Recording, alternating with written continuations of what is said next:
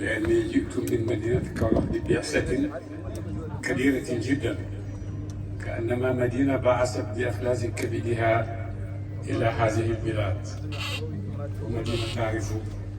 إلى أي قوم يبعث بأكملها، كيف يكرمونهم، كيف يحبونهم، كيف يحترمونهم، كيف يبذلون لهم من الخير ما يكاد يجعلهم ينسون أنهم جاءوا من مدينة إنما هو من أهل هذا البلد. ونشكر الله الذي من علينا بهذا اللقاء الكريم، لقاء فيه تاريخ، لقاء فيه جهاد، لقاء فيه تضامن ومحبة بين المسلمين، لقاء في أن المسلم يحس بأخيه المسلم أينما كان إذا مسه ضر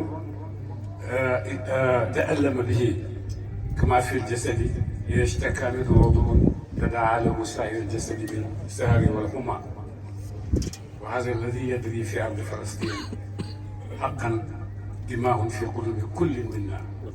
ونحن نريد لو كان بأيدينا حقا لعملنا مثل ما يعمل أولاد ذلك المكان، ولكن لم نجد غير أن نجتمع ونعلن تضامننا معهم، وأن نعلن أننا نجاهد معهم بالدعاء وبالقرآن وبالتفكر فيما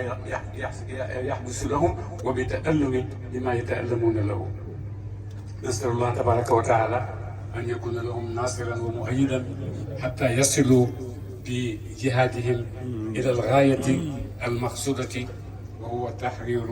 مسجد القدس وتسليمه إلى المسلمين في كل مكان، لأنها سادس الحرمين كما ورد في الأثر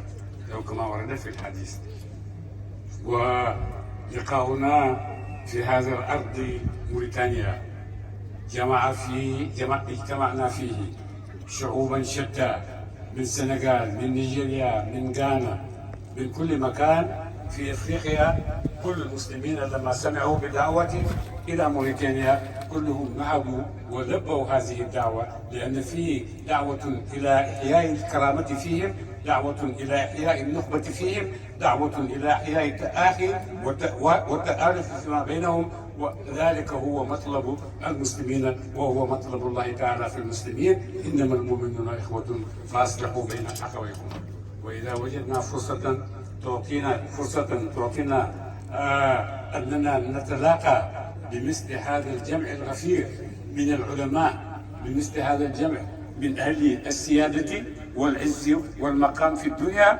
وعلماء من المدارس القرآنية، وعلماء أيضا من المدارس الفرنسية، كلهم اجتمعوا وقلبهم يقول شيئا واحدا: يا رب انصرنا وانصر فلسطين،